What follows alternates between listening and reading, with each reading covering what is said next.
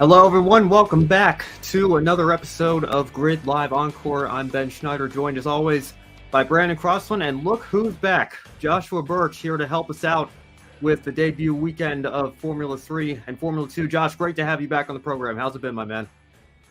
It's been very good. It's been a very busy off season, and with all the news that's been going on around Formula One in the past couple of weeks, I physically had to go and lie down earlier on because news keeps breaking every single second, it seems. And adding NASCAR to the commentary lineup, been a very fun opening 3 rounds. I was so happy I got to call the Atlanta race with the 3-wide finish.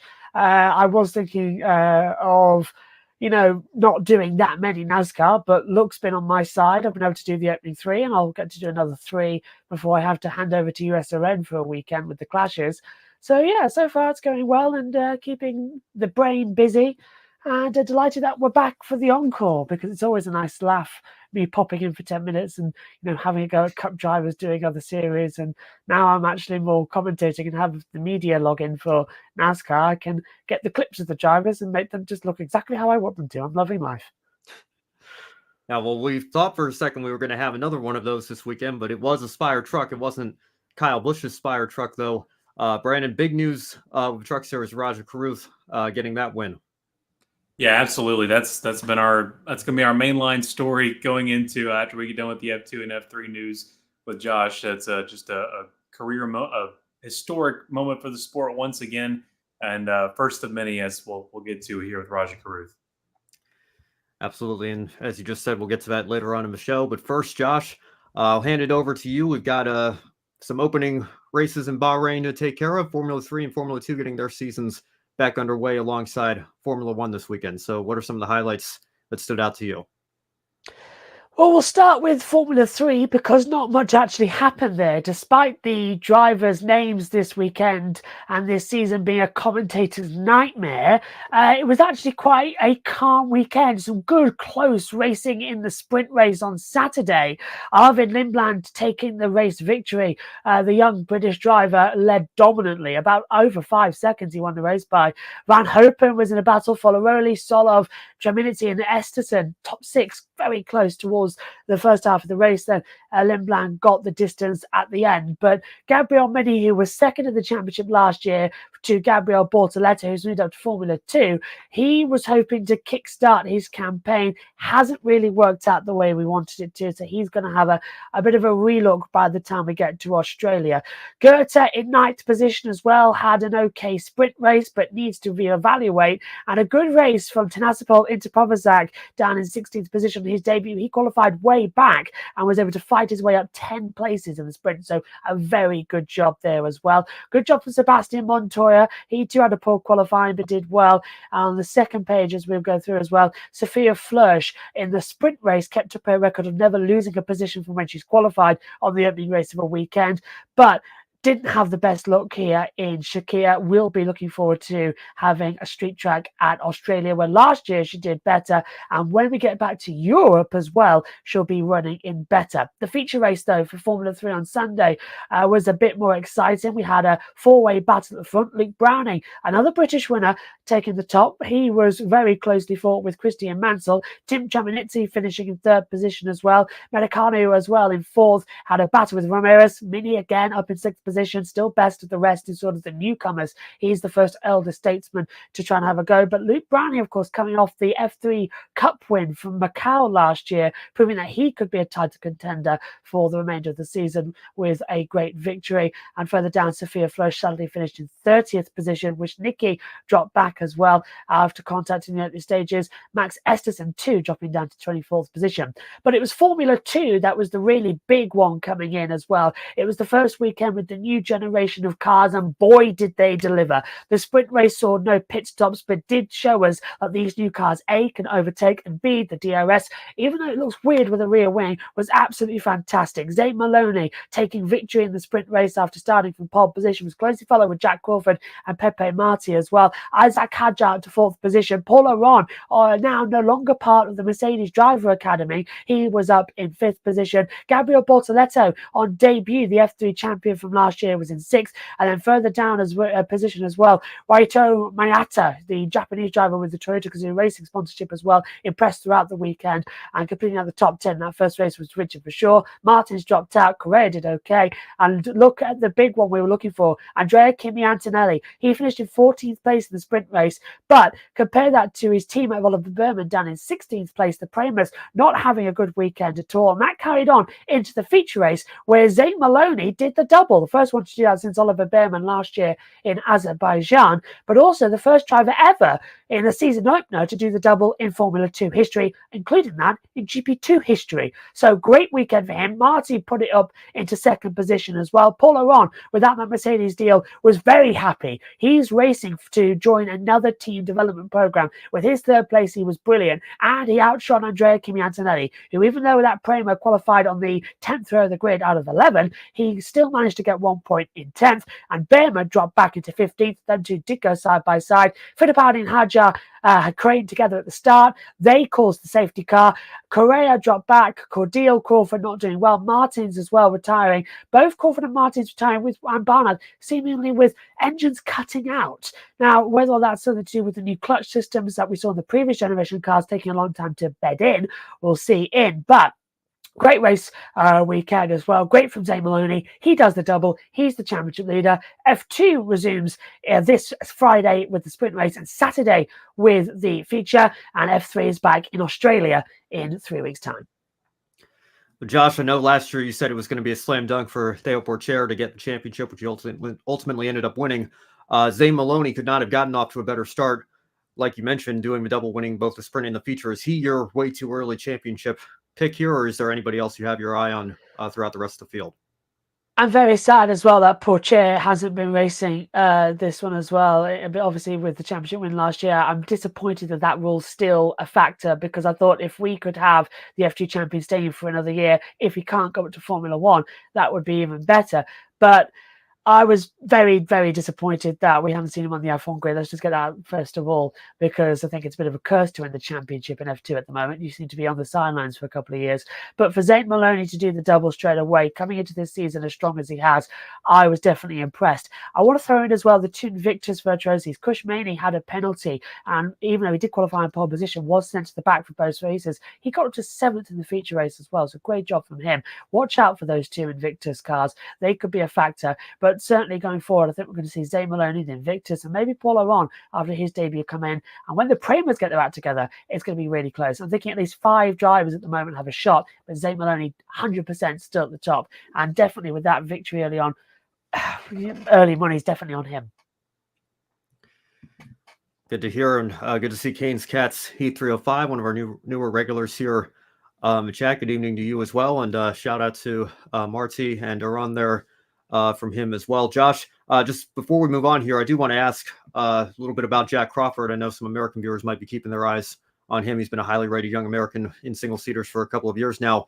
He took second in the sprint race. The feature didn't go so well for him, though. What can you tell us about his weekend and what he should be looking at for his goals in 2024? Definitely he's up there, because second place in the sprint race with a very close fight to Maloney as well. He was on the back of him for a long while. Then he had to hold off to Marty as well.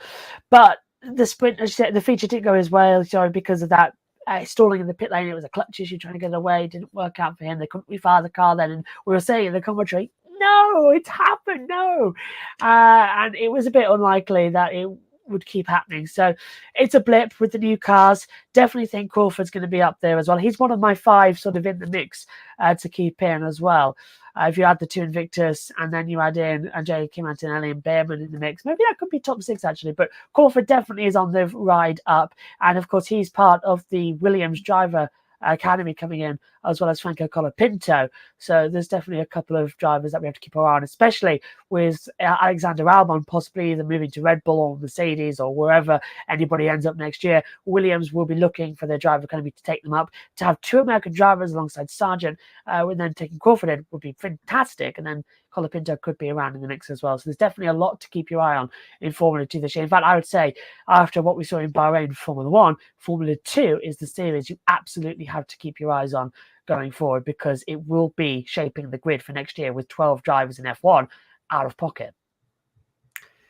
And one more comment here from Mouse Evil saying Antonelli in the midfield. I think a bit of a surprise for a lot of people. His name's been floated out there with those Mercedes rumors, of course. A lot of people very high on his talent and potential. I know you talked about him briefly, but just maybe one final word on his weekend. And like you mentioned, certainly not the results that some were expecting, but when you compare to his teammate, maybe still a solid result. Completely solid result. That Prema car was off the pace all weekend long. They couldn't find the right setup, and we saw exactly what Antonelli had because he went side by side with Berman in the feature race and out-dragged him in every opportunity.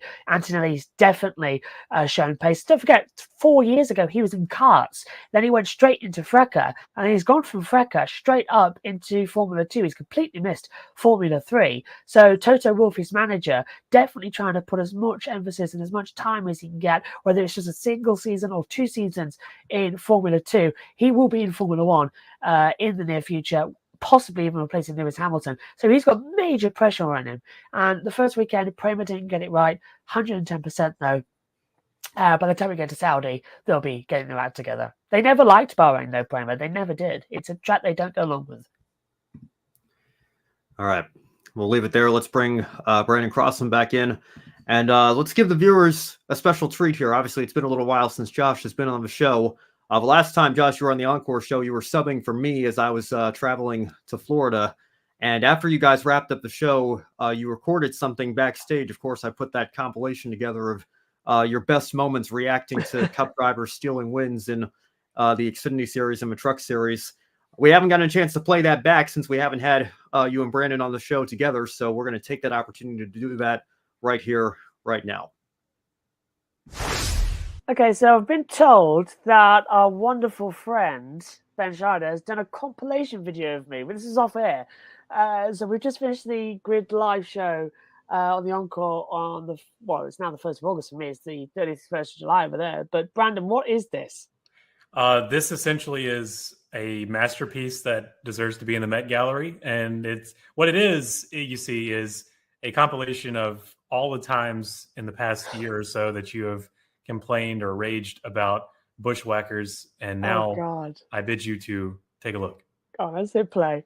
But I did put together some clips, his best moments reacting. Oh, God. But also other drivers who are competing in the lower division. So if you're new to the program, if you're new to the show, you want to know how Josh feels about bushwhacking, as it's so called, have a look for yourselves. Is this less than an hour? I think it's about time we ban them outright. This is ridiculous. There's a natural ladder and you're messing with the ladder. It's just ridiculous. You don't go back. Oh, it makes me cringe thinking about it. It keeps happening. Next, we'll go Arca. I'm waiting for the weekend where somebody tries all 4 races just to spite me because it's ridiculous. Is that Club Busch again? Yes, it is. He didn't take the win, but he was in the race. He did take 4th. So he's going for a triple crown this weekend or weekend sweep. Wasn't there for that one. I'm not the mic off the lead. Getting Xfinity or, of course, the Cup race. And I think Josh is just going to walk off the set here. Yeah, what are we now? 3 races in, I guess? I wasn't there for that either. I So, don't even remember what that was about. Yeah, I mean, I don't know. You're looking over the pond. Josh friend is doing right here with the. What are you doing, Josh?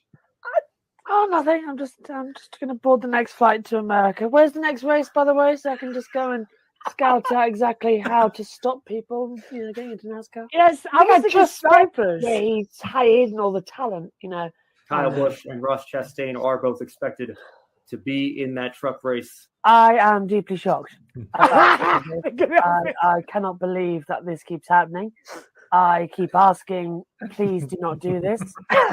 I have asked for the past 2 years, why do we have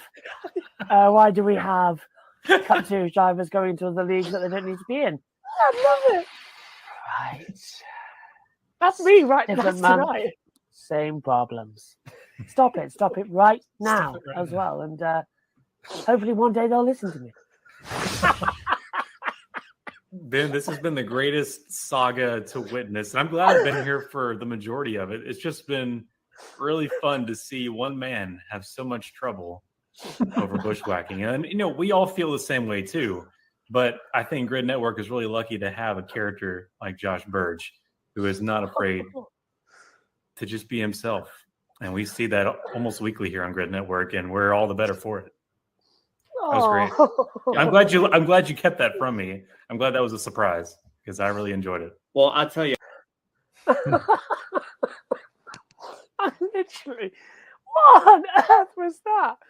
Oh my God, that's just a confirmation of how crazy I am as well. I'm probably going to get sectioned now because of all that. That'll be shown to one person as well. Oh my God. I'll tell you what, I've had a confirmation made. I can retire happy now. I've had a best of moments as well. Oh, that is amazing. Well, Brandon, that was fun watching it. Thank you very much for telling me about it. And Ben, that was brilliant. I can't stop. That was brilliant. Right. Yeah. Like the whole binocular thing, it felt like it came straight out of like Monty Python or something. It was the leather gloves as well. You look like a British general or something looking over. Like, oh, what's going on over there? I am the very model of a modern major general. Okay, now we're just getting into picture reaction of a reaction status now. We recorded like us watching you and me watch what happened again. It feels so long ago too. It was 7 months we filmed that. That's how long I haven't been on the Encore show. And do you know what's really bad? My brain hasn't changed because when you said just in that last clip, "Oh, you look like an old British general," I was about to start singing in my head when we come back out. "Oh, I'll do the I am the very model of a modern major general bit," and then I go and do it. I was like, I don't even remember that. It was 7 months ago. I was also remembering, like, I was about to say, it feels like a Monty Python skit, and there I go saying, "Oh yeah, of course," because that's what I said. Yeah. Nothing changes, and I think that's the best thing as well. And oh wow, I mean, Ben, that was a fantastic compilation you did, but I think you'll have to add to it now because I went on rants at the end of last year and the start of this year as well. And I think there's a rant coming, I think, on the Grid Tonight show with Hots or Nots about all this F1 situation with Christian Horner and Helmut Marko and the power struggle and everything. So yeah, Josh isn't crazy. He's just incredible. See, look, I'm not crazy. I've got a certificate from Adam. It's all fine. But yeah, that is brilliant. Yeah, it did, and it's a conversation that, like you mentioned, Josh, is going to continue because Kyle Busch has made 2 of his 5 allotted starts so far, and while probably not as frustrating, and this was part of the conversation we'll have. Of course, John Hunter Nemechek running for Cup points this year. He still is running some Xfinity races with Joe Gibbs and ended up taking the win at Vegas. And Brandon and I will talk about that later on the show. But especially, and we've been talking about this as well with the Truck Series and a lot of the maturity questions. I think maybe some people starting to reevaluate whether or not it is beneficial to have veterans in the series, whether it's Cup drivers or, the Matt Craftons and Grant Empfingers and Johnny Sauters of the world, whatever the case may be. So I think there are very strong, passionate arguments on both sides, and it's a discussion that I don't think is ever going to fully reach a resolution until the end of time, because as strongly as I know we all feel on one side of the argument, I think there is merit to the opposition as well. So it's a good, nice conversation to have. It can be an entertaining conversation to have as well here when we have it on Encore. Absolutely. And I think the next rant would either be the Christian Horner thing as well with all the F1 situation. And now Mohammed Ben Sulayem apparently being investigated for possible race manipulation as well, which is just getting insane. As Andrew Benson reported from the BBC, I think another one would also be this insane thing from the captain trying to introduce a set field again to the Indy 500. We all remember the 25-8 rule and how ridiculous that was as well. And to eliminate bump day and have set starters, I'm sorry, but it's just an absolute joke. I mean, I think Roger's got hold of the series and he's sort of gone, okay, how can I just make it slightly better and then completely crash and destroy it within every 5 seconds? So hopefully that doesn't happen. And if the teams have got their brains, they will say, no, even though we run the risk of not running in the 500, to fundamentally mess again after we're just recovering what happened before under Tony George and all that, just keep as it is and run that risk, because otherwise it's not the 500. It's just another round of the championship, and we've already lost the double points from that. Yes or no? It's just each year we're getting less and less. The Indy 500 is a bit more special in my books. And again, I've been out of the loop today, but has anyone else's ex been trending with Max to Mercedes. That's not a fake thing. No, it's not. And that's the weird thing. Max could end up now at Mercedes, and we could see Alonso at Red Bull. I mean, and then Hamilton at Ferrari. It's just literally just swapsies. And there's another thing going around today as well that people saying, "Oh, Jos Verstappen, he's not going to be in Saudi Arabia after the comments he made to Christian Horner." Well, I'm hearing on one side he's been banned by Horner, and on the other side I'm hearing, "Oh, he's never supposed to be there. He was supposed to be in a rally." So it's just completely confusion. And we've got this weird situation going on with like a power grab at Red Bull. We've got then Stefano Domenicali coming in and not listening to the teams, not listening to the drivers, doing what he and Liberty thinks is best, not listening to the fans as well. And then we've got Mohammed Ben Sulayem coming in, just continually doing whatever he thinks is right, and everyone else is wrong. I mean, investigating the Wolves, every possible collusion that never was. The sexist comments he's made over the years, now apparently race manipulation. I don't know what to think anymore. It seems like if you're the world champions, the commercial owners, or the sports, you are just deeply in trouble at the moment. So far as Mercedes, Ferrari, and all the other teams, I'll just be keeping my head down and just letting everything else blow over, because they're in the best position right now to, when all those go, have a bit more control over Formula One. And I've got a feeling that Saudi's going to be another level. We've seen one step of F1 craziness in the off-season. It rose in Bahrain. It's going to go through the roof in Saudi. There's a lot more to come. Yeah, I saw the first time with no retirements in Formula One history with the opener. Crazy.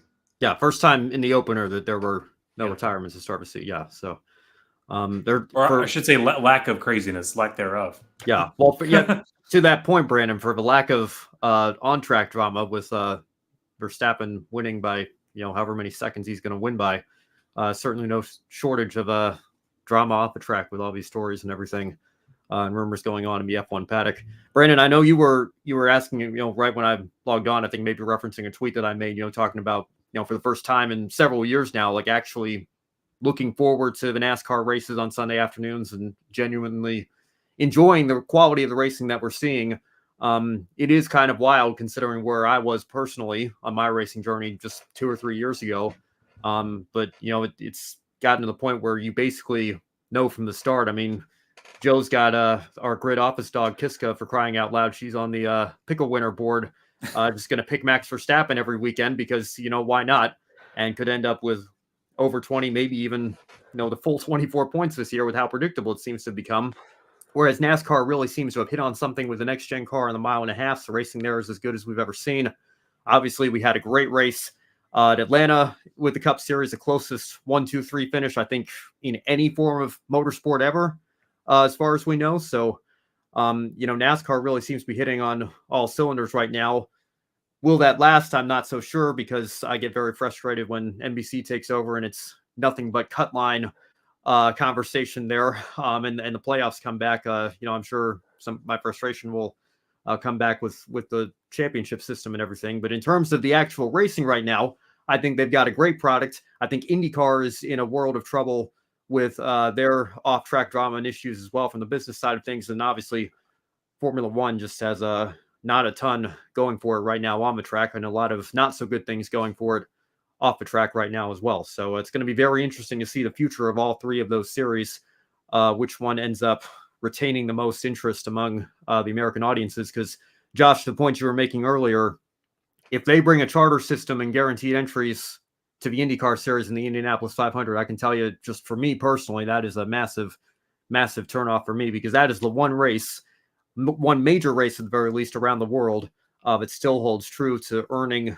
your way in. It doesn't matter if you're Scott Dixon and a multi-time champion and a former winner of the race. You have to come back every year and prove that you belong, and he usually does, because he's usually on the pole or pretty close to it. But that doesn't give him a free pass when he comes back next year, and it's the same for everybody, and that's how it should be. Yeah, this is how much I would want to keep. I'm sorry. Go ahead, Josh. I was going to say about Graham Rahal last year. He didn't deserve to be there. And there you go. Bump Day is undefeated, and he wouldn't have been there had it not been for Stephen Wilson's injury, unfortunately, and that's the only reason he got back in the race. But whether it's Hinchcliffe in 18 or Alonso in 19, I mean, the drama is part of what makes the weekend. Go ahead, Brandon. Yeah, this is how much I'd want to keep bump day at the Indianapolis Motor Speedway. They could put up lights and have it in prime time if that means they'll keep a true bump day. I mean that's how much they can't afford to lose that event. I've always said for a while they should run a second, maybe not a 500-mile race, but a second race at Indy under the lights later on in the year. I think that's a good one. Maybe, we know we all said we didn't really want a finale on the street circuit. We've got our wish it's moved to Nashville Super Speedway.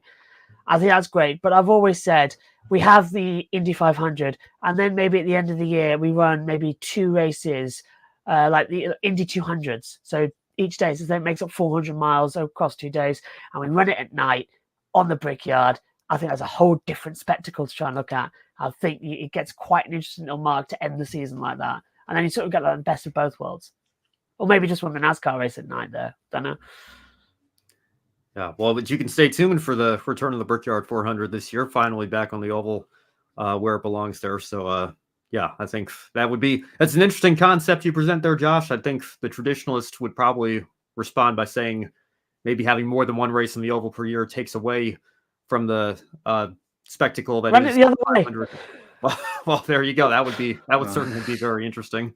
But there is one race that belongs to the oval that we still don't have, and that's the Freedom 100. So let's get back to saving that. Although, unfortunately, I think that might be wishful thinking at this point. If Marshall Pruitt's latest racer mailbag is anything to go by, he doesn't sound so confident that we're going to see that race again anytime in the near future, at least, which is unfortunate because I think, you want to talk about a close spread between the top 3 or the top 4. That 2013 finish still, it just blows my mind how they came across the line like that 4 wide. But that's something that I would certainly love to see come back for, again, Indy Next, a series that we covered here on this show. It's unfortunate that those young drivers aren't getting a chance to compete at the IMS Oval. Yeah, we're finally getting Indy Next in the oval, and that's only because IndyCar was pushed in a corner with the new Titan Stadium. Yeah, I think if that wouldn't happen, that wasn't on their planned calendar. How brilliant was that? Just the stadium. Thank you. Be built for the next 10, 20 years. I'd rather have it out of Super Speedway. That's all I'll say. Yeah, and Josh, you missed it. I thought they moved the configuration of the Music City Grand Prix just because they would be out of the way of the construction. But I guess they're still too close. They want to go across the bridge still, which is the whole appeal of it. But I was hoping that they Dolly Parton had to go. Move it to a speedway, she won't sing. Dolly Parton had to go. Move it to a speedway, or I won't sing. Yeah. All right. Well, Josh, before we let you go, rather, obviously, Brandon and I will continue on with our NASCAR coverage. But apologies, I didn't put it in our outline here, but I do want to give you a chance if you have a shining moment from the weekend in F2 or F3 that really stood out to you. What was your one shining moment? I think it's got to be the new F2 cars because they've already had a better debut than we saw with the previous generation, and the racing is so much closer between them as well. And I think with a few tweaks and a few more kilometers under the belt, of course, because we tested here in Bahrain, but it did rain on one of the days, so we lost a lot of running as well.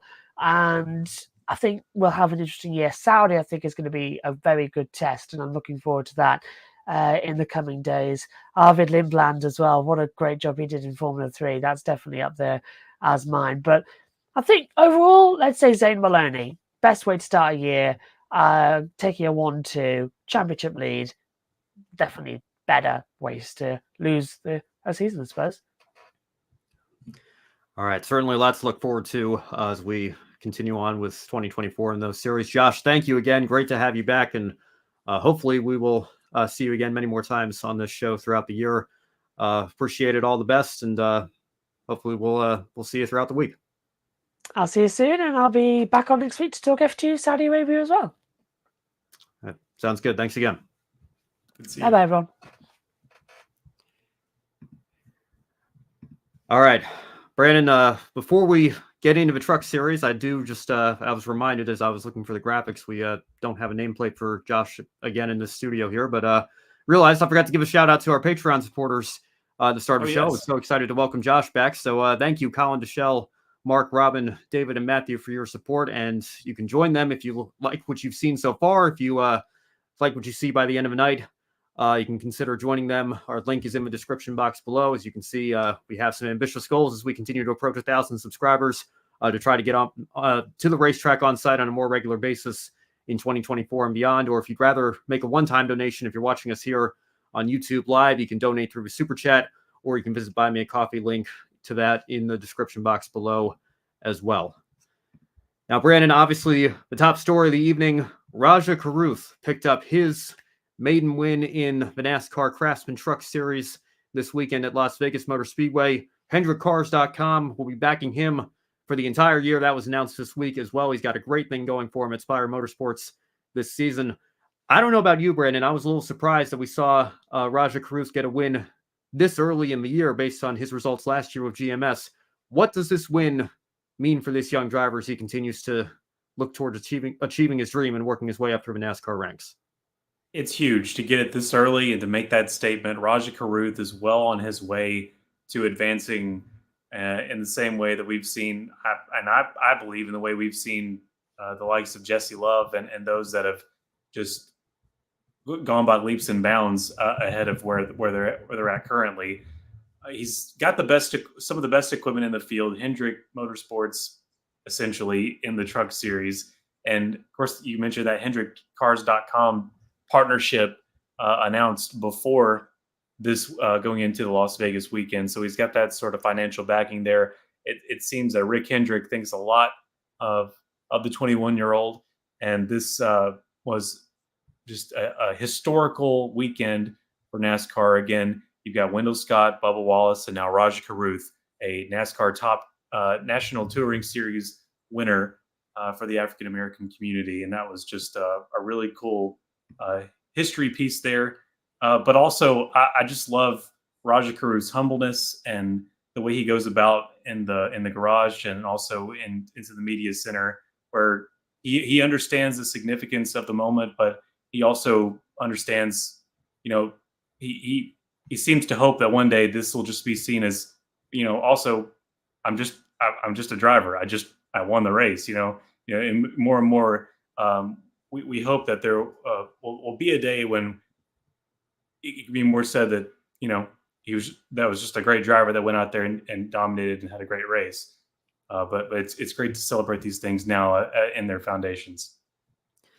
Brandon, to your point that you just brought up, I remember listening to Sirius XM one day on my drive home, and I think one of the callers called into Dave Moody's show and mentioned, why do we talk about Bubba Wallace is the first black driver or second black driver after Wendell Scott to win a cup race, or Rajah Caruth, mentioning that he is a black driver, when he goes out and achieves something like this.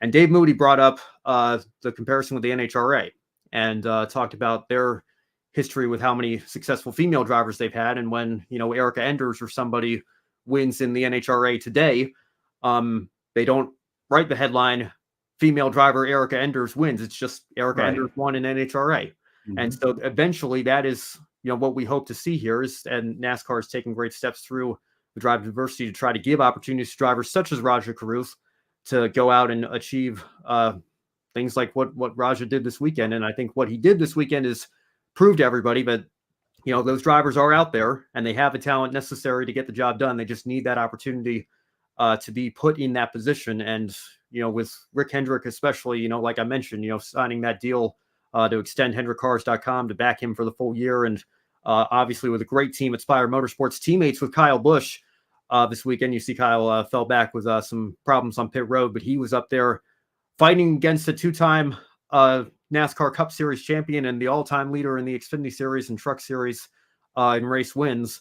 And who better to learn from as a teammate? And, it's the point that we were just talking about not so long ago with Josh. I think this is where the pro-Bushwhacker argument comes into effect, is that you could say having Kyle out there, and especially as a teammate in Rajah's case, certainly has only helped him with his development, and is good for him in the long run to have that opportunity. And what a great opportunity Rajah has, and he certainly has made the most of it to the start of this year.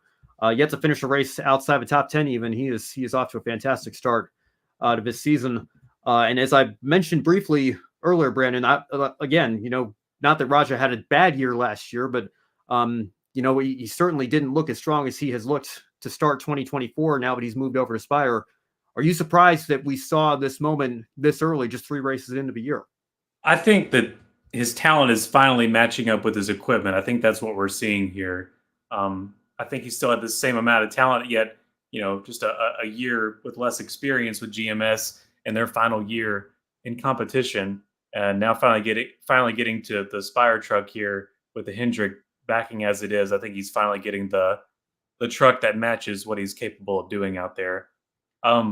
So yeah, I am sort of surprised that it came soon.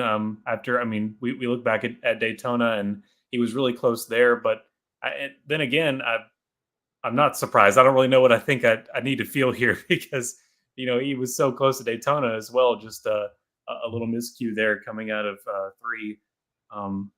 But then not really thought of much at Atlanta as far as I can recall. I don't recall exactly where he ended up there, but it's the. Oh, sorry, my mic was deciding to fall.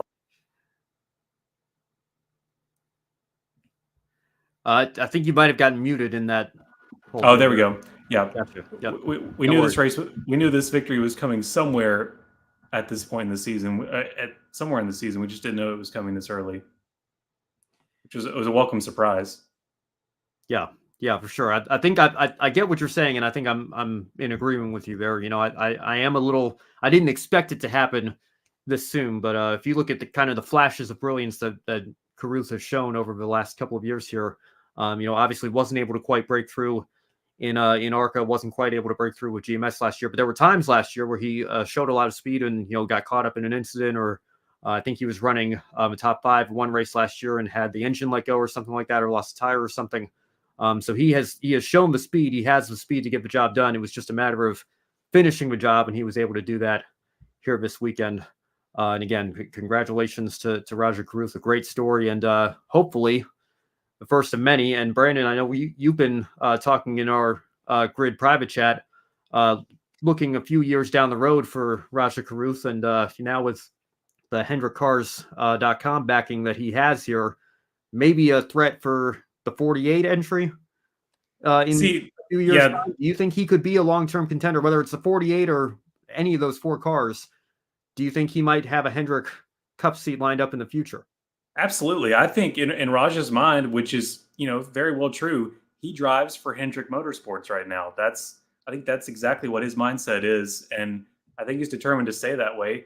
Hendrick Motorsports, they have the ride every now and then for the 17, the all-star car right now, as it were. And I think they just announced kind of more what that picture will look like for this year. I wouldn't be surprised if we see him. That's the next place where we see him show up a time or two. And I have no basis at all really for this theory of the 48. I just look at I just look at what else is happening at HMS right now. Larson, he's a perennial favorite in the 5, the champion. Chase Elliott, goodness gracious, he's the Dawsonville kid. He's not going anywhere until he decides to go. Most popular driver. And then William Byron, he's a future champion, Daytona 500 champion now. I don't think he's going anywhere until he decides to move or something goes very, very wrong. So I look at Alex Bowman. I see the few wins he's had with HMS. I feel like he's the first one on the chopping block if it comes down to it. And if Rajah Caruth keeps showing the persistence he has right now and he has the wins to back it up, you need to start looking out and taking a look at Alex Bowman's contract. Yeah, I hate to say it because Bowman, I think, has won several Cup races and I think is a good driver, but it's kind of hard to deny at this point. And, Chase Elliott kind of the same way, although to your point, I don't think Chase Elliott's going anywhere anytime soon. And I think he's more likely to bounce back this year from his injury last year and kind of a down year that he had. And Alex Bowman is just based on what, the glimmers of speed that the teams have shown.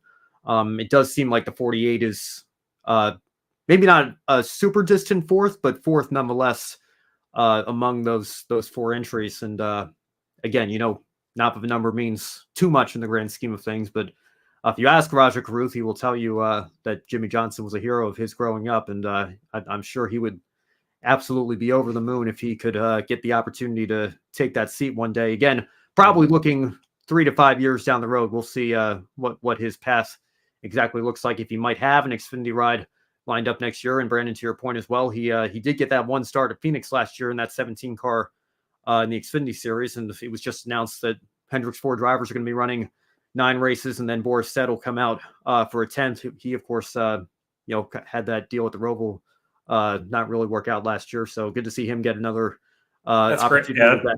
Yeah, that's great. By the way, going to Sonoma, the repaved Sonoma, and Boris Said couldn't be better.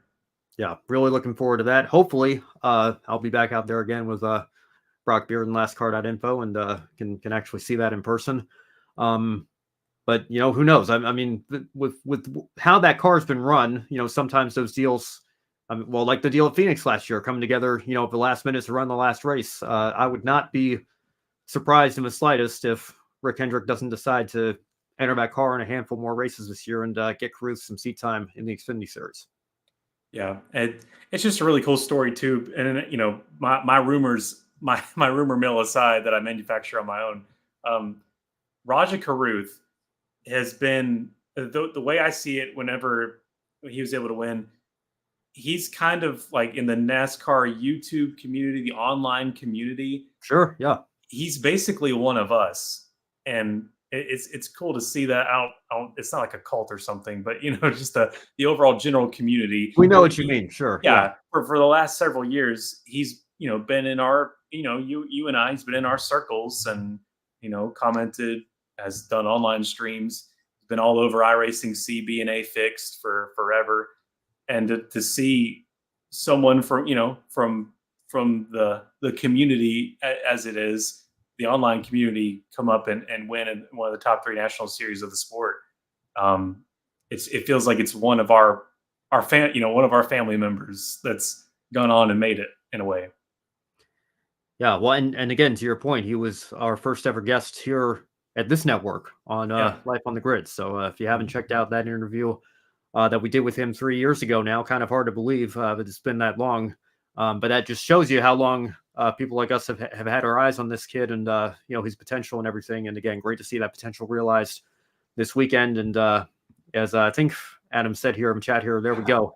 Hopefully for him and his path forward, the first of many this year, so that he can, maybe get an opportunity lined up to run Xfinity in the next couple of years. And then the sky's the limit from there. And Kane's Cats Heat 305, again, another former guest on Life on the Grid, Miles Rowe. I'm sure we'll be talking about him quite a bit more this year in Indy next as they get prepared to get their season started. So stay tuned for that as well. Yeah, I could see it, Ben, 2026, 27, Ally sticking around, chomping at the bit to be able to sponsor Rajah Caruth in a 48. It's a very real possibility. I could see that happening. All right, before we move on to Xfinity, let's talk big picture here. Rev Racing, Nick Sanchez, they obviously have a close relationship. Had a close relationship with Kyle Busch Motorsports last year. Obviously, Spire bought KBM, and that relationship has continued into 2024. Sanchez wins Daytona, Kyle Busch wins Atlanta, Rajah Caruth wins here at Las Vegas. If you count their affiliate, Spire has swept the season so far. They have not lost yet, 3 for 3 in NASCAR trucks.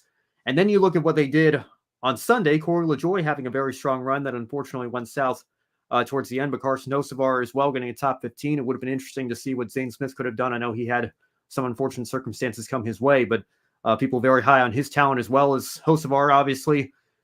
When you look at what Spire has accomplished and the steps forward that they've taken, Brandon, and then their dominance to start the year here in the Truck Series, do you think they're building something special over there that we might look at 3 to 5 years down the road as a top team in NASCAR? It is, and it's pretty scary at the rate that it's going, because I remember just yesterday when Furniture Row announced they were shutting down and Cole Pern had to go and Truex went over to Gibbs, and we saw this company called Spire Motorsports, and like, what the heck is Spire Motorsports? Who are these people? Where do you come from? And that they were there for a while, and they kept the fonts of Furniture Row, which I didn't like too much at the time, but very, very original, haha. And then all of a sudden they buy one of the biggest, make headlines with the biggest charter purchase in the history of the charter system, I believe, there when they took a piece of forget Live Fast. right? Yeah, right. Yeah, Wow, yep. yeah. And it was just crazy. It was showing you just how inflated the charter price has gotten, and how valuable one of those pieces were to be a lock-in. So expanding their team and then having this technical alliance with Rev Racing, they're perfect in the trucks. But what's really scary is how they were able to compete with Corey LaJoie at Las Vegas. I mean, it's one thing to see them do well at Daytona and Atlanta with the drafting tracks, but to really have the speed at Las Vegas, and Corey's not a slouch either. Great driver behind the wheel too. That that's going to be a big contender. It's showing you that they're not done this year, and they've got something to prove. Well, we'll see what happens with the short track package at Phoenix and see how they fare there. But they've got something here they can work with, and might pull out a win here with either LaJoie or Hocevar even maybe. Yeah, for sure. All right, we move on now to the Xfinity Series, and let's continue the Cup drivers in the lower series conversation here. John Hunter Nemechek took the win. He is not missed an Xfinity Series race yet. Of course, he's splitting that seat with Eric Almirola, another Cup veteran, doing some races with Joe Gibbs Racing as well this year. Brandon, again, this conversation came up on Brock Beard's stream last night. I was listening in, and people forgetting that Nemechek's not a Cup rookie this year. He did have a full season with Front Row Motorsports, although it was 4 years ago now. Now he's back in Cup, and it might feel like a second rookie year for him because he's been away for a while. But he is running for Cup points. He is a full-time Cup driver. Do you feel like John Hunter Nemechek has enough experience to be considered a true bushwhacker in the same sense that a Kyle Busch might be? Well, I was thinking that going into the show until what you just said, that he hasn't left the Xfinity Series yet. Starting this season, like he can't leave home yet. He's homesick. He's still going back to the Xfinity, and hasn't left since his last full time. Yeah, he's had a year already previously in Cup, and now he's come back with Legacy Motor Club now. And but I don't feel like he's the full Kyle Busch whacker. I don't think he qualifies there quite yet. I would say next year, whenever he's had this full year in Cup, and if he is able to return to Legacy Motor Club, if he starts trying to make some starts in Xfinity, then yes, he will be considered a bushwhacker in my book. But your results may vary. Josh brought this up as well with Teo Porcher not getting an F1 seat, and Felipe Drugovich and Oscar Piastri being on the sidelines before him. I think that maybe there should be, again, just trying to bring the conversation back to what is the best solution, because I think both sides do have merit, as we were just talking about with, Kyle Busch, being a mentor at Spire in the truck races to Rajah Caruth. Maybe the open wheel path is a little too extreme, where they say if you win the championship, it's assumed that you're ready for the next step. And so you're actually not even allowed to come back and defend your title. But then you're kind of screwed if there's no seat open for you in Formula One, and you have to go do a year of Super Formula or just sit on the sidelines as a test driver or reserve driver, and you're not really gaining much of anything of value for your future if, F1 is the ultimate goal. Whereas in NASCAR, I appreciate the fact that if you win an Xfinity championship, you can come back and defend it. I appreciate the fact that, John Hunter Nemechek has the opportunity to get some more seat time in a team that he's very comfortable and experienced with. But again, I think, do we necessarily need to see drivers who have, that 3 years or 5 years of Cup experience, running Xfinity on every single race weekend that they can? I think that might be a little much. And I think that's where fans kind of get turned off to the bushwhacking practice, so to speak. So I think that I think, like a lot of things in the sport, I think both sides have merit to their arguments, and some compromise is probably what would be considered best here. So again, just in principle, I'd like to say I'm not a fan of Cup drivers in the lower divisions. John Hunter Nemechek is a Cup driver running for Cup points, and he took a win in lower division this weekend again. Are you okay there, Brandon? It's the second time now that you've had these. Yeah, it's not on a level surface, but I think it sounds clearer when it's right here than when it's over on the table here to the right of me. But I don't know. All last season of the show, I was able to keep it fine up here, but for some reason, moving over here, it's not working as well. Continue though. I can hear you loud and clear now, so that's good. Okay. But yeah, so again, I think it was the Knoxville truck race in 2022, which was notorious for Fox missing a couple of flips that happened that night. The coverage was a new low even for their Truck Series broadcast standards. And I think Todd Gilliland was the winner that night. And again, technically a Cup driver stealing a win in the lower division, but maybe it was just the fact that was maybe just kind of the cherry on top, the shake of awfulness and frustration that we got from the broadcast that night and the quality of the racing. But that still kind of annoyed me a little bit. But it does. Even I have to admit it's not. I don't think it's as much of an issue. John Hunter Nemechek running these races this year and even winning it, even though it doesn't have any impact on the playoff standings. And maybe Cole Custer and Chandler Smith might be a little annoyed that they didn't get a chance to stake their claim as a championship favorite and build up some playoff points in their bank. In terms of just the principle of the thing, I don't have as much of a problem with this as I would Kyle Busch running his races with Colleague last year or with Spire and Truck Series this year. Well, on that note, let's talk about the driver that finished third here. Chandler Smith has 3 top 5 finishes in the first 3 races here to start the season as he's come back to the Toyota family. Brandon, you look at the strength that he showed to start the year. Do you consider him to be an early championship favorite in the Xfinity Series? Absolutely. Yeah. It'd be weird to not put Chandler Smith into the running here. We'll be talking about him all year long for making the championship 4. He was, probably supposed to be winning the Truck Series championship last year. Did so well there as well. And it's cool to see Joe Gibbs switch the 18 for him and put him in the 81. That's an odd number. We haven't seen it too much in the top 3 national series. That is a number that Chandler's used to driving in the short track super late model world with the 81 and Toyota support. I can remember the 81 being like with Joe Gibbs when they brought out a 5th car for like Eric Almirola or someone like a long time ago with starts like that in the mid 2000s. But that same font and everything. So it brought back some cool vibes there. And Quick Tie, been a supporter of for Chandler Smith for practically his whole career. And it amazes me still how young Chandler Smith is. I think he's only 20. Is he only 21 too? Or I think he's 21. Don't know off the top of my head. I would venture to guess. I feel like he was born in 2002. So yeah, probably 21. Yeah, it's somewhere around there. It's unbelievable how young he is, and already I'm sure a great dad and a dog dad too. Out there living life and also a great race car driver. I think he's easily got to put him down here in this Grid Live Encore predictions as we'll have here each week for being in the championship 4.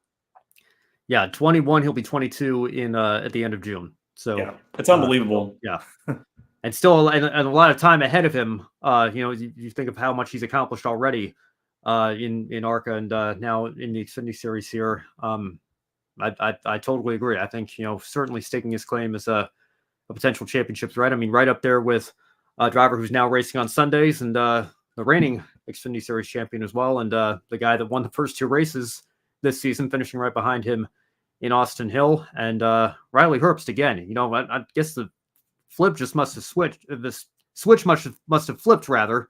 Yeah, I got you. There you go, picking up what I'm putting down. Yeah. Flipped the switch when he won at Las Vegas last fall. Now coming back and having another strong run in another top 5 there. And we'll take you through the rest of the top 10 here. AJ Allmendinger, obviously back in the Xfinity Series full time this year. He's going to be a threat, I'm sure, especially when we get to some of these road courses. Ryan Sieg, a strong run for him. And then you see some junior motorsports cars there. Sammy Smith, Brandon Jones, Justin Allgaier rounding out your top 10.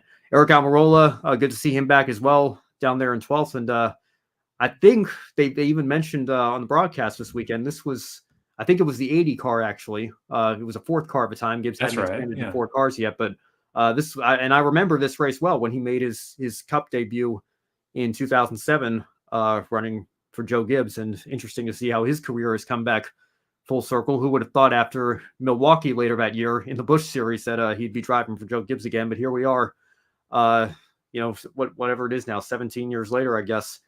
back with Gibbs and Xfinity, and hopefully going to make the most of this opportunity later this year as well. Yeah, absolutely. And hope we get to see Trevor Bayne in that car as well. Possibly. I haven't heard anything about that, but that would be nice. Yeah, I think he had some good runs last season. Yeah, I think come close to winning a couple of races. I think certainly earn another opportunity there. Well, speaking of opportunities, Brandon, I know you're excited about this one. Bubba Pollard, a name that should be familiar to short track fans all across the country. He is going to run an Xfinity race with Junior Motorsports. Dale Jr. was very excited about this, teasing it on his X/Twitter account, saying, "You guys are absolutely going to go crazy when you hear this news." And we were thinking, is this them bringing Kevin Harvick back to run a race, or who could he be talking about here? Some people even thought Kerry Earnhardt was going to come out of retirement and run a race for his brother. But it's Bubba Pollard here, a name that I don't think very many people were expecting to hear, but a very pleasant surprise nonetheless. Brandon, what are your initial thoughts here as he gets ready to make his Xfinity debut? Surprised, really, because when I think of Bubba Pollard from Sonoya, Georgia, the last thing I think of is Xfinity start. I'm really surprised that he would say yes to this, but that's really cool. Bubba Pollard, he's one of the most successful short track guys out there on the circuit right now, with next to names like Stephen Nasse and even Ty Majeski, who is doing awfully well in the Truck Series now. He's All-American 400 winner, Snowball Derby winner. If it's been at Governor's Cup, if it's out there, he's probably done it and won it in the short track world. And going to Richmond is going to be very dangerous for the rest of the field with Bubba Pollard in that Junior Motorsports equipment. That's really exciting. Cool that Rheem stepped on board to sponsor him. Usually like a Joe Gibbs sponsor there with Christopher Bell. So that may be something he brought to the table himself. But a really interesting thing about Bubba, like last time I've checked on him, I'm not sure if this is still true, but he's like a bivocational kind of guy, like driver, and also he has a job outside of racing. So that's something that's really different as opposed to the rest of this field, and it gives the fans something else to root for. Possibly there's always this talk about all these privileged rich kids getting into cars and getting rides they don't deserve. Here's a big dude, tall dude, who it's going to be a tight squeeze to get inside that Xfinity Camaro, but a man of the people, if you will. And the times that I've been able to talk to him, very timid, when he's not hot and heavy racing, a gentle giant sort of guy, at least at the times I've seen him. Not sure if that's how he always is, but it's going to be cool to see Bubba Pollard go to Richmond and see what he can do. He definitely has a shot in the top 10, top 5. I think last time Dale Jr. had his return to the Xfinity Series at Richmond, he did awfully well there too. Yeah, I still remember that 2018 race. I think he led the most laps that night, ended up with a top 5, looked like he was in contention to win it. So when Junior Motorsports brings this 88 car out, it's going to be a good opportunity. And, the fans that were excited to see Josh Berry get his opportunity, I think, I know Bubba Pollard's even a few years older than Josh Berry is. I don't know, but this is going to lead to something like a full-time Xfinity ride, or, certainly probably not a Cup Series ride like Berry has now racing on Sundays, but I don't think he wants it either. Yeah. Well, that's true as well. I think Bubba Pollard, he's got more important things to do. Yeah, he's probably content with where he is in his career at this point. But who knows? We'll see what is going to come of this deal here, and a great opportunity nonetheless, and one that I'm certainly very excited for as well. So we'll just have to wait and see how he does at Richmond, and going to be a great show and great equipment, like you're mentioning, no doubt. I'll say this: he'll bring a lot of fans that are, quote, not into NASCAR, but they are race fans out to Richmond. Yeah, for sure there. And, and just one more note before we wrap up the show tonight with our shining moments here. Bubba Pollard was, it was announced like 2 days before the World Health Organization officially declared the pandemic that he was going to make his ARCA East debut for DGR Crossley at the time at Five Flag Speedway. And, of course, everything got shuffled around with the world turning upside down just a couple of days later and in the weeks that followed. So he never ended up getting that opportunity. He has made a few ARCA starts in the past, most recently at Toledo in 2015. And then, of course, came out for SRX in 2022 for a race. But certainly, I think this is going to be the biggest stage that he's been on in a long time for all the success that he's had in late models. What an opportunity for him, and going to look forward to seeing that here in just a few weeks. So with that, let's continue on with the positive stories here and some highlights from this weekend. Brandon, I understand you might have a few drivers you want to give a shining moment to, so I'll give you that opportunity right now. Yeah, I thought the obvious bait there would be Rajah Caruth getting his victory, which I'm all for making that my one shining moment. But I think we talked about it a lot there at the top of the show. So I got to talk about Haley Deegan getting this P15 there and the results. That's really cool for her, and for what we've kind of talked about is possibly a make or break sort of year for her, at least for the short term. This is a really good result for her. With the P15. Justin Allgaier, if I recall, I was sort of sleepy during the Xfinity race, but if I recall correctly, he had a spin or some sort of thing there that took him to the tail end of the field early. It's really cool to see him come back up there for the 10th position. And in the Truck Series, one shining moment to Tyler Ankrum, P2 there in the Truck Series race at Las Vegas. He's been showing some speed there in that 18, kind of rebranded. It's weird. So weird seeing the 18 not in Joe Gibbs font, but Tyler Ankrum, the blonde hair is flying fast, and I think he's showing off some big Championship 4 energy early in the season. But with a caveat, it is very early in the season.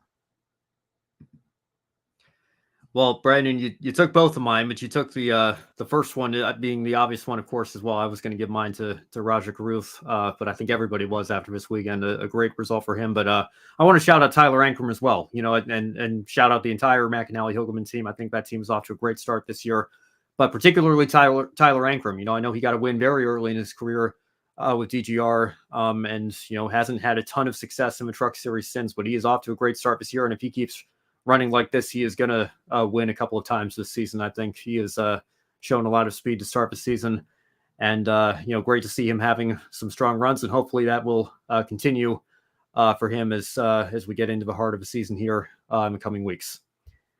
And that is going to do it for us for another episode of Grid Live Encore. So thank you all so much for watching. Be sure to follow us on all of our social media platforms, X/Twitter, Facebook, Instagram, TikTok, Twitch, LinkedIn, Threads, and most importantly, right here on YouTube. Join us as we continue on our journey. We are so close to 1,000 subscribers. Thank you all so much for the support over the last several months. Again, if you really liked what you saw tonight, you can take a few minutes after the show to invest in our Patreon. Join Colin Deschelle, Mark, Robin, David, and Matthew in investing in Grid Network to help keep us on the air throughout 2024 and beyond. Our long-term goal of $500 per month will allow us to begin attending races on site on a more regular basis, expanding our coverage for you, the viewers. Or if you'd rather make a one-time donation instead, you can follow the link below to buy me a coffee. You can buy a coffee for your favorite on-air talent at Grid Network. Any amount will help us continue to grow our motorsports media outlet. Or if you're watching on YouTube, we have the super chat option enabled as well, or super thanks if you're watching the stream after the fact here. Now on Wednesday, don't miss Grid Tonight with Josh, Kobe Lambeth, and Matt White. Women in Motorsports will be back this week as well. We've got some good stories to talk about there. F1 Academy getting started again. A special IndyCar season preview roundtable coming tomorrow, so stay tuned for that. And of course, more Grid Live coverage throughout the upcoming weekend. As always, any final thoughts, Brandon, before we sign off for tonight's show? Yeah, I'm thinking about the short track package in Phoenix, Ben, and I can't say with a straight face that I'm excited for it. I would like to be proven wrong. So that's the attitude I'm taking in for the Cup side of things at Phoenix Raceway. For the rest of them, I think it's going to be pretty ho-hum, and but looking forward to finding some storylines for next Monday, and then excited for the next most wonderful time of the year. We get IndyCar back underway from St. Petersburg, Florida. Going to be a lot of fun to get that moving again, and also you've got Sebring coming up soon, and Saudi Arabia, of course. I know Josh is excited for that, and it's hard not to feed off his excitement for the European side of things. So, yeah, a lot of stuff all around. Racing is back. Great to have Josh tonight back as well, and thanks to him again for his help with the F3 and F2 coverage. Just saw a post, actually, right as we were going on the air from Frankie Muniz. He's going to be back this weekend at his home track even number 35 car in the Xfinity Series. So great to see him back as well. I'm looking forward to seeing how he can do, and we'll see what his schedule continues to look like as we continue on this season. I know he's running a limited schedule in that car after he was full-time last year in ARCA, but another opportunity for him this weekend, and anxious to see what he can do at his home track. Yeah, tough break at Daytona. It'd be good to see him get something there. No doubt. All right. Well, for Joshua Birch and for Brandon Crossland, I'm Ben Schneider. Thank you so much for watching. We will see you on the next episode. Have a good one.